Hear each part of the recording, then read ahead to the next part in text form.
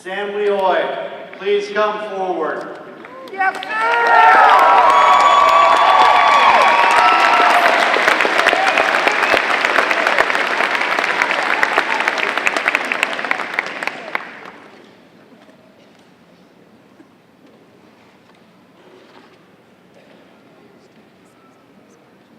Now, early in Sam's freshman year, one of his professors made a prediction. His prediction was within 4 years, Sam would be earning nearly perfect grades in very challenging courses, all while running things on campus, and he'd win scholarships to continue his education. That evaluation was dead on. Sam has completed 2 demanding majors, in political science and in business and competitive intelligence, with summa cum laude honors. He's earned 140 credits, including a senior honors thesis in political science, and top ratings from his professors for his critical thinking, research skills, writing, and oral communication. Next fall, he'll enroll in the Merit School of Law at the Ohio State University. Yes, sir!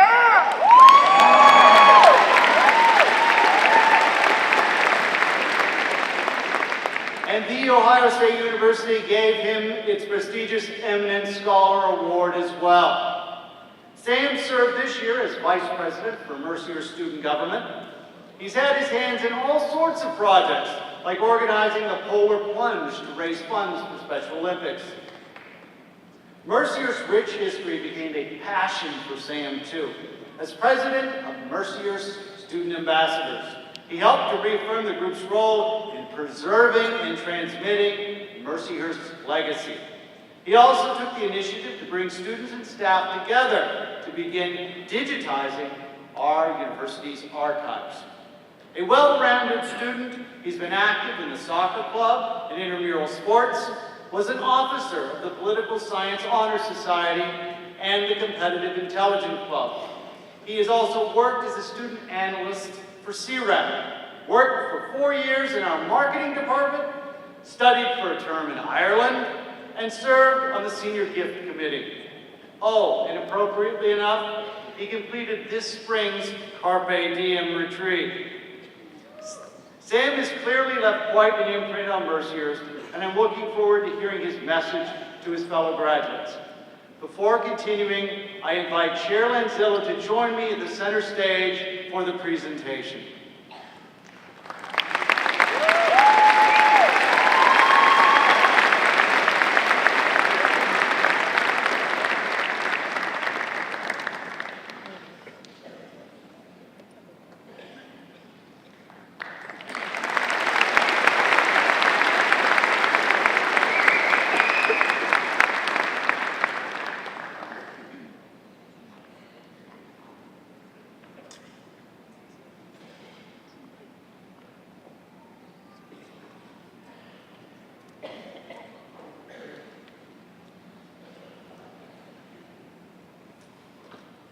Thank you very much, President Victor, for the kind words.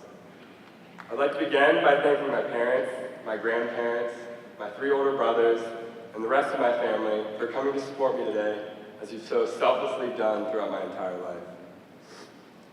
Thank you to the faculty, staff, and administration who've encouraged me, challenged me, and supported me over the last 4 years.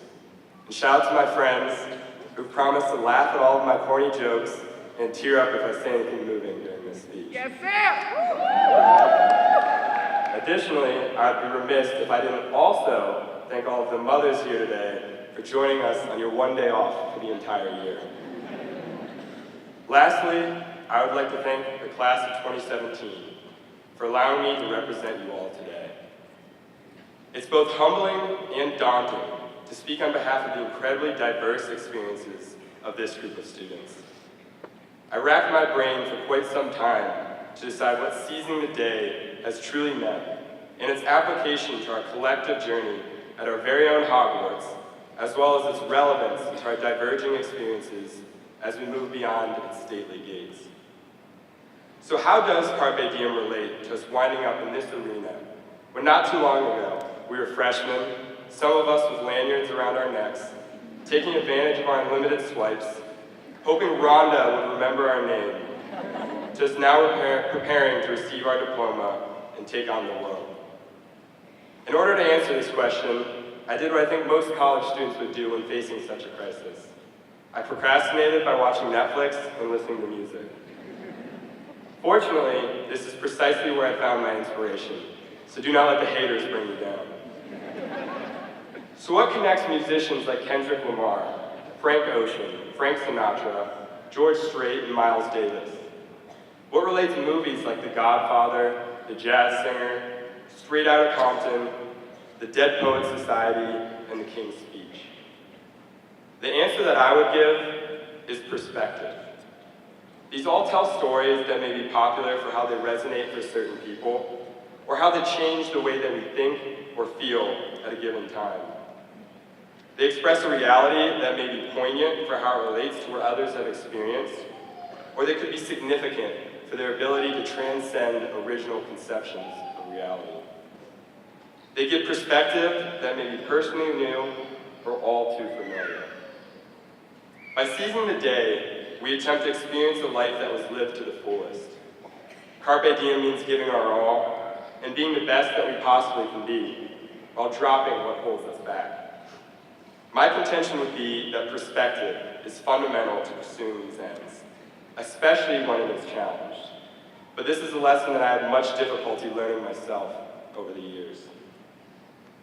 Sister of Mercy, Helen Marine Burns once said, "Where we stand determines what we see. And if we want to see something differently, we have to move." I take this to imply that we have our own perspective, which is shaped by our own personal experiences, as well as our current skills and abilities. But in order to make a change or accomplish a goal, you need to challenge yourself to do is typically the most difficult part, which is to move, to be creative, and to not only see new perspectives, but also appreciate them.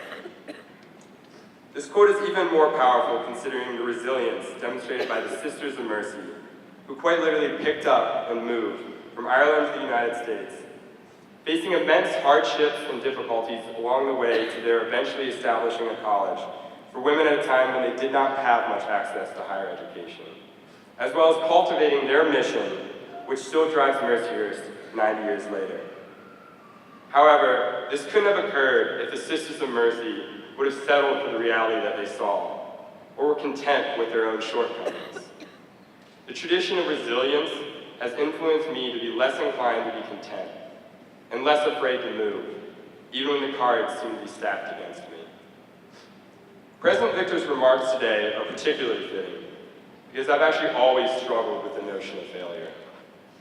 Prior to college, despite any successes I may have achieved, I was inclined to avoid failure at all costs, and I often felt an incessant need to appear without flaw, which led me to work hard to hide any of my deficient qualities.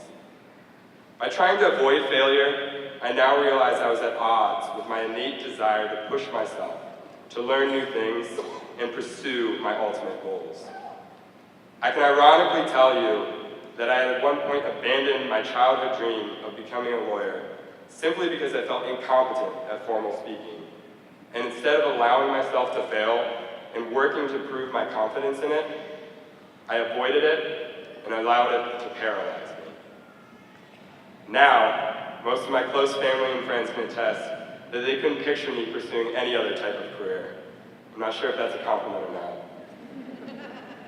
The biggest blessing Mercyhurst provided for me was the established notion that I didn't need to hide the fact that I may not be as good as others, because it's readily apparent here that you would be challenged by the people around you. Instead of avoiding failure, I learned that people being better at something means I have someone to learn from. But also, people being different than me is an opportunity to grow and reframe my own perspective. Within the class of 2017, I'm quickly able to pinpoint people who are more intelligent, more athletic, better leaders, better writers, can speak more languages, and are more well-traveled or more well-read. Additionally, there are people in the class of 2017 who are very different from me in their upbringing, in their religious beliefs, in their nationality, in their political and world views, or even just in the types of music, movies, or sports teams they enjoy. What is amazing about these differences is the opportunity to put oneself in another's shoes, as opposed to being content with what you currently see.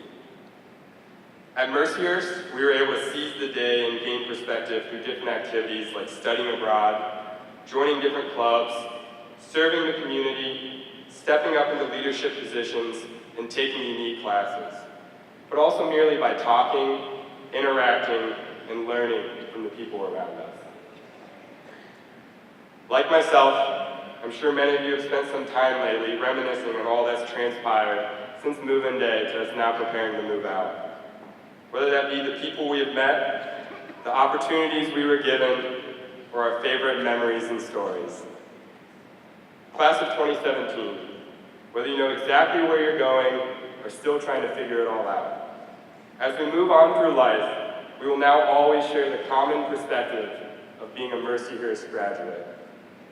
We will share the fond memories, the traditions, and lessons learned on the Hill, even if it means, unfortunately, we might not get another Hearst day.